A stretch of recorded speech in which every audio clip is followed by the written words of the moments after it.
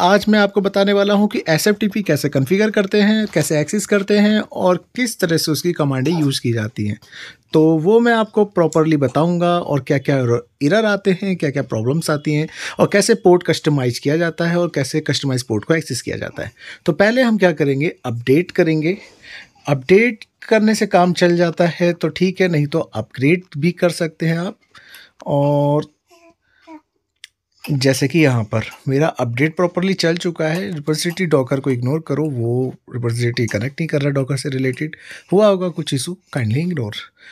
ठीक है, तो अब हमारा सिंपल सा कमांड ओपन एसएसएच सर्वर, ये इंस्टॉल आपको करना है। मेन कमांड ये है, इसके लिए अपग्रेड चला रहा था कि लेटेस्ट वर्जन मिल जाए, तो आप इजीली भी इंस्टॉल कर सकते हैं, अपडेट की भी रिक्वायरमेंट शायद ना पड़े। तो ये पूछता है करंट वर्जन, तो यहाँ पे आपको जो है वही सेलेक्ट कर लेना है और आगे बढ़ जाना है। आप चाहे तो वर्जन के अकॉर्डिंग चेंज भी कर सकते हैं। तो ये प्रॉपर्ली इस तरह से थोड़ा प्रोसेस लेगा, इंस्टॉल हो जाएगा। आप क्लियर करते हैं स्क्रीन को और चेक करते हैं इसकी नेक्स्ट कमांड, इसका स्टेटस। तो स्टेटस जो है वो इससे चेक होगा। एक्चुअली ये एसएसएच से रिलेटेड ही है, जिससे हम रिमोट लेते हैं और उसी की कॉन्फ़िगरेशन फाइल यूज़ होती है। वो मैं आपको दिखाऊंगा किस तरह से इसका यूज़ होता है एसएसएच। और ये एसएसएच का पोर्ट और एसएफटीपी का पोर्ट एक दूसरे से ही यूज़ होकर यूज़ किया जाता है, एक ही कॉन्फ़िगरेशन फाइल होती है। तो अगर आप पोर्ट ओपन एसएसएच का चेंज करते हैं तो एसएसएच का भी चेंज हो जाएगा एसएफटीपी के साथ, मतलब एसएफटीपी और एसएसएच रिमोट दोनों। तो ज़्यादा कंफ्यूजिंग बोल गया क्या? तो फिलहाल आप सिंपल सा ध्यान रखिए कि आपकी सर्विसेज अप होनी चाहिए, इनेबल होनी चाहिए, एक्टिव होनी चाहिए। नेक्स्ट हम उसकी कॉन्फ़िगरेशन पे चलते हैं।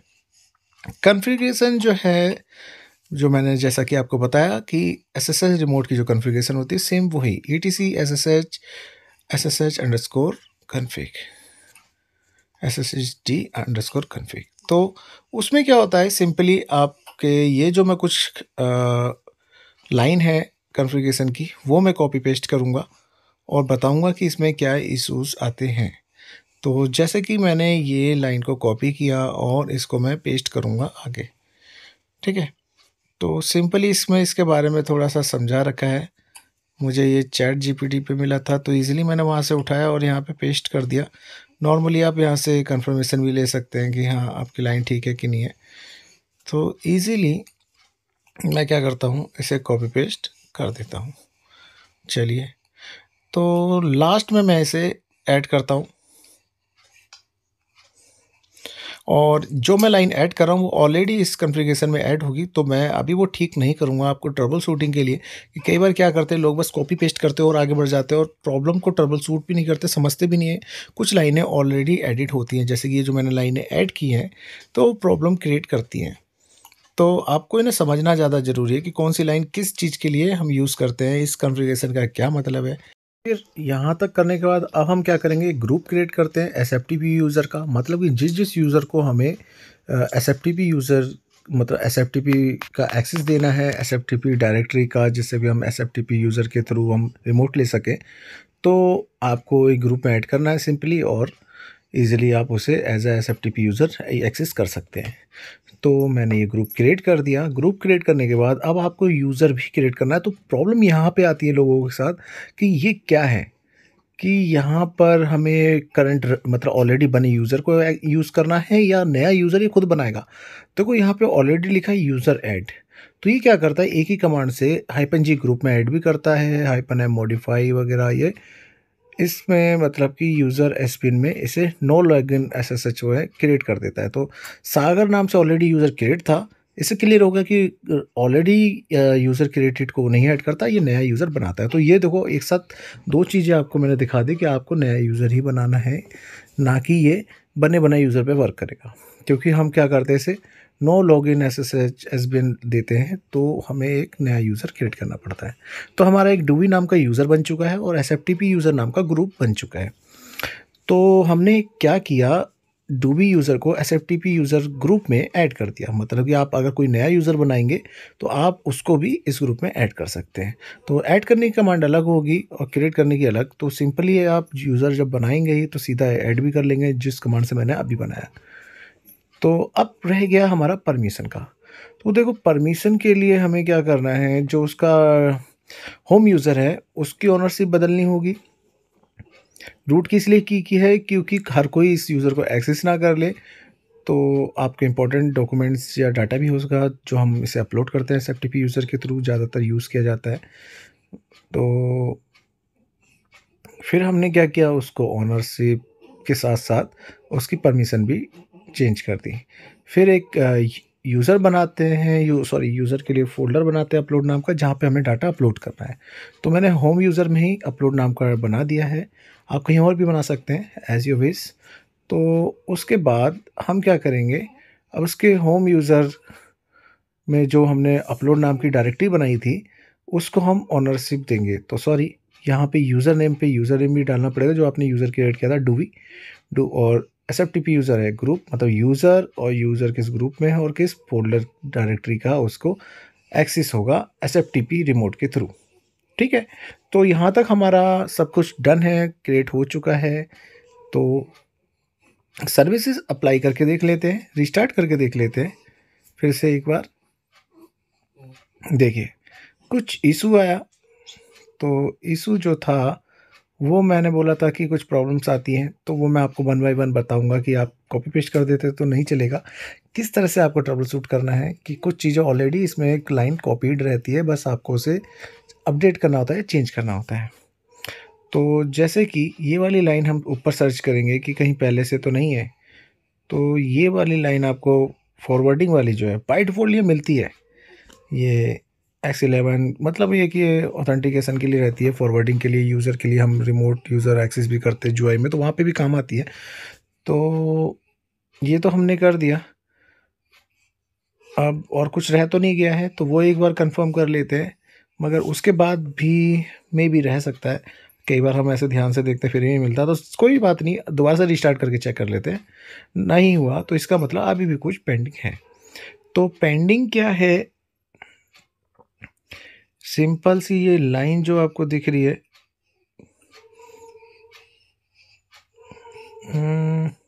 ये वाली एसएफटीपी वाली लाइन भी बाय डिफ़ॉल्ट ऐड है इसमें। तो एसएफटीपी की लाइन हमने ये ऐड की थी, तो बस उसमें चेंज था। तो एक ही लाइन रहेगी एट अ टाइम, और 2 अलग-अलग कॉन्फ़िगरेशन की लाइन नहीं रह सकती एक ही टाइम पे, है ना? तो उसको हमने अपडेट करने के बाद रिस्टार्ट किया तो प्रॉपर्ली देखो इनेबल और एक्टिव भी है, सर्विस चेक करने के बाद। अब हमें क्या करना है, अपने यूज़र को पासवर्ड भी देना है। जो हमने यूज़र क्रिएट किया था उसका पासवर्ड तो क्रिएट किया ही नहीं, तो ये आप कभी भी क्रिएट कर सकते हैं, कोई इशू नहीं है। तो मैंने अपना पासवर्ड रख दिया है, आपको भी इसका पासवर्ड रखना है सिक्योर और अच्छे से, मतलब कैरेक्टर वगैरह पूरा का पूरा उसकी जो लेंथ होती है वो आपको मेंटेन करनी पड़ेगी। वो करने के बाद ये नॉर्मली आपकी जब कॉन्फ़िगरेशन हो चुकी है, तो आप इसे एक्सेस करके देख सकते हैं। फ़िलहाल तो मैं उसी सर्वर पे ही एक्सेस करके देखता हूँ, है ना? सबसे बड़ी बड़ी ट्रबल शूटिंग होती है कि उसी पे ही एक्सेस नहीं हो रहा। क्या हो, ये क्यों बोल रहा हूँ कि कई बार फायरवॉल्स की तरफ से भी ब्लॉक होता है। तो फायरवॉल की तरफ से ब्लॉक होता है तो बाहर से नहीं, मगर उसी नेटवर्क में तो एक्सेस हो सकता है, या लोकल होस्ट करके तो एक्सेस हो ही सकता है। तो वो आप करके ट्रबल शूट कर सकते हैं। अगर बाहर से हो रहा है और यहाँ से नहीं हो रहा, सॉरी, सेम सर्वर से हो रहा है मगर बाहर से नहीं हो रहा, तो इसका मतलब फायरवॉल या कुछ ना कुछ इशू है, ब्लॉक कर रहा है नेटवर्क पे, या नेटवर्क कनेक्टिविटी नहीं है। तो उस केस में आपको ये देखना पड़ता है, या फायरवॉल में करना पड़ेगा। इसका बाय डिफ़ॉल्ट जो पोर्ट होता है वो 22 होता है एसएसएच वाला, वो आपको इनेबल करना होता है, नहीं तो हम ज़्यादातर फायरवॉल ब्लॉक भी रख सकते हैं टेस्टिंग पर्पज़ के लिए। अब हम इसे दूसरे सिस्टम से जाके, मतलब मैंने एक ही सिस्टम पे दोनों के रिमोट ले रखे थे, एसएफटीपी का भी और दूसरे सिस्टम पे तो मैं हूँ ही ऑलरेडी। तो एसएफटीपी को मैंने लॉगिन किया, तो नॉर्मली लॉगिन हो गया। मेरी आईपी, उसका यूज़र और एसएफटीपी कमांड, इसके थ्रू एक्सेस किया जाता है। सीडी अपलोड करके हमारा फ़ोल्डर था जो हमने बनाया था, जिसमें हमें फ़ाइल अपलोड और डाउनलोड करनी है, तो वो कर सकते हैं, सिंपल है। अब ये करने के बाद हम क्या करेंगे कि इस पे फ़ाइल अपलोड करके चेक करेंगे, कुछ और इशू तो नहीं आता, वो चेक कर लेंगे। पुट कमांड जो होती है वो फाइल हमारे लोकल से और इस लोकेशन पर अपलोड के लिए यूज़ की जाती है। करंट लोकेशन हमारा वो लोकेशन है जहाँ पर हम हैं अभी। देखो, होम राजू, या ऐसे करके आप वन बाय वन लोकेशन भी पूरा दे सकते हैं कि आप कहाँ से कौन सी फाइल अपलोड कर रहे हैं। तो जैसे ही करेंगे तो डिफ़ॉल्ट जो एसएफटीपी का लोकेशन है अपलोड, वहाँ पे अपलोड हो जाएगा। मतलब अभी हम करंटली अपलोड फ़ोल्डर में सीडी अपलोड करके देखा था ना हम एलएस करके कि हम वहाँ पर हैं कि नहीं है। और पुट करने के बाद फिर होम लोकल यूज़र जिस सिस्टम पे हैं हम, जिससे हमें अपलोड एसएफटीपी सर्वर पे करना है, तो उस सर्वर से हमने क्या करा, ईज़िली अपलोड कर दिया। तो ये एलएस करके देखा था तो कुछ नहीं थी फाइल एसएफटीपी सर्वर पे, मतलब ये हमने एसएफटीपी का रिमोट ले रखा है और ये देखो यहाँ पे फाइल अपलोड हो चुकी है। तो आप यहाँ पे भी चेक कर सकते हैं एसएफटीपी सर्वर पे। मैं इससे एग्ज़िट करके नॉर्मल सर्वर में जाके दिखाऊँगा अभी। पहले तो ये है ही, एग्ज़िट किया। अब मैं इसी सर्वर पे मैंने एसएफटीपी सर्वर बनाया था, तो डायरेक्ट अपलोड फ़ोल्डर में जाके देखता हूँ, देखो ये फ़ाइल यहाँ पे पहुँच चुकी है प्रॉपर्ली, है ना? तो हमारी एसएफटीपी फ़ाइल नॉर्मली ऐसे अपलोड हो जाती है। एसएसएच और एसएफटीपी में फ़र्क क्या है? एसएसएच में हमें क्या करना होता है कि हम रिमोट लेते हैं, फिर उसमें काम कर सकते हैं, मगर कॉपी पेस्ट कुछ करना होता है, रिमोटली चढ़ाना होता है, तो हमें पहले एग्ज़िट करना है, फिर एसएपी कमांड के थ्रू अपलोड करना पड़ता है। एसएफटीपी में क्या है, ये बस कॉपी पेस्ट के काम के लिए होता है कि फ़ोल्डर क्रिएट करना या रीनेम करने के काम ही आता है। तो इसमें विम कमांड जैसी बहुत सारी कमांडें नहीं चलती हैं, तो इनवैलिड बताएगा। आपको चेक करना है तो आप टैब टैब 2 बार देंगे तो आपको दिखा देगा कि कौन-कौन सी कमांडें ये काम करने में हम ले सकते हैं। तो ये कमांडें जो दिख रही हैं सिर्फ़ यही कमांड इस पे वर्क करेगी, इसके अलावा और कोई कमांड वर्क नहीं करेगी। तो क्लीन करने के बाद दोबारा से देखते हैं। एक टेस्ट करके मैंने फ़ाइल बनाई, उसको मैं रीनेम करके दिखाता हूँ। रीनेम करना है, यहाँ पे मूव कमांड नहीं चलती। नॉर्मली लाइनक्स में मूव कमांड से रीनेम भी हो जाता है, तो एमवी कमांड से। तो हम रीनेम से करेंगे तो रीनेम हो गया। अभी सर्वर पे देखो टेस्ट फाइल थी और यहाँ पे ये फाइल थी, ठीक है? और इससे मैं क्या करूँ, गेट करता हूँ हमारे नॉर्मल जिस गेट करूँगा तो देखो हम करंट जिस लोकेशन से हमने एसएफटीपी लिया था, तो वहाँ की फ़ाइल बाय डिफ़ॉल्ट उसी करंट लोकेशन पे डाउनलोड हो जाएगी। देखिए, ये देखो एलएस करते हैं, देखो टेस्ट 2 करके ये एक फ़ाइल नई डाउनलोड हो चुकी है। तो मतलब कि हम जहाँ से रिमोट ले रहे हैं एसएफटीपी का, तो वो उसका करंट लोकेशन होता है, वहाँ से वो फ़ाइल अपलोड डाउनलोड कर सकता है डायरेक्टली भी। और बाकी पूरा लोकेशन दे देगा तो उस लोकेशन पे वो फ़ाइल अपलोड और डाउनलोड हो जाएगी, जैसा कि मैंने आपको दिखाया। तो ये यहाँ तक तो प्रॉपर हमारा काम कर चुका है। अब आरएम कमांड और डायरेक्टरी रिमूव वाली कमांड में क्या प्रॉब्लम आती है वो मैं दिखाता हूँ। आरएम कमांड क्या, तो ये देखो उसने डिलीट कर दी। डिलीट इसलिए कर दी कि ये एक फ़ाइल है। आरएम कमांड हम एक फ़ाइल को डिलीट करने के लिए करते हैं, मगर एक डायरेक्टरी अगर हमें डिलीट करनी पड़ जाए तो क्या करना पड़ेगा? लाइनक्स में हम करते हैं -rf, राइट? मगर यहाँ तो काम नहीं कर रही, तो यहाँ क्या करेंगे? ये कमांड यहाँ पे यूज़ होती ही नहीं है डायरेक्टरी के लिए। आप कुछ भी ट्राई कर लीजिए, -f ट्राई कर लीजिए, चाहे इसे हटा के ट्राई कर लीजिए, ये करने नहीं देगा, कहेगा फेलियर या कुछ ना कुछ। डायरेक्टरी के लिए नॉर्मली हम लाइनक्स में एक और कमांड यूज़ करते हैं, rm डायरेक्टरी, देखो वो वर्क कर रही है। तो उसने डूवी तो डिलीट कर दिया, अगला नहीं किया। तो अगला वो कैसे करेगा? अगला तो फ़ाइल थी, तो फ़ाइल डिलीट के लिए तो फ़ाइल ही करना पड़ेगा। चलो अब मैंने यहाँ तक तो आपको क्लियर कर दिया। अब इसका बाय डिफ़ॉल्ट रिमोट जो होता है 22 होता है, तो पोर्ट अगर आप कस्टमाइज़ है तो कैसे यूज़ करेंगे, -P और पोर्ट नंबर आपको देना है और फिर उसके बाद यूज़र और @IP, तो नॉर्मली आप एक्सेस कर पाएँगे, ठीक है? तो प्रॉपर्ली अब मैं आपको इसको दिखाता हूँ कि कहाँ पे पोर्ट होता है। जब इस कॉन्फ़िगरेशन में वापस जाएँगे /config लोकेशन, वहाँ पे पोर्ट 22 लिखा है, मतलब डिफ़ॉल्ट जो है 22 है। कमेंट कर रखा है, मगर पहले से अगर प्रिंट है तो इसका मतलब वो क्या है, डिफ़ॉल्ट 22 ही इनेबल है। आपको अगर इनेबल करना है तो अनकमेंट करिए और जो पोर्ट रखना है वो रख दीजिए। जैसे मैंने 2221 रख दिया, या आप एक्स्ट्रा लाइन बना के भी उसे कर सकते हैं, ठीक है?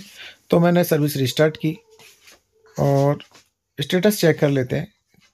कस्टमाइज़ पोर्ट दिया है मैंने, तो कस्टमाइज़ पोर्ट को एक्सेस कैसे करना है वो फिर से देख लेते हैं। जैसे मैंने अभी दिखाया था, पोर्ट अगर अलग है तो कैसे एक्सेस किया जाएगा। -P कैपिटल लगाना ही पड़ेगा और जो आपने पोर्ट रखा है वो रखो और एंटर कर दो। ऐसा सच अब अगर आपको रिमोट भी लेना है एसएफटीपी की तरह, वैसे ही उसमें भी आपको कस्टमाइज़ पोर्ट हाइपन रखना ही पड़ेगा।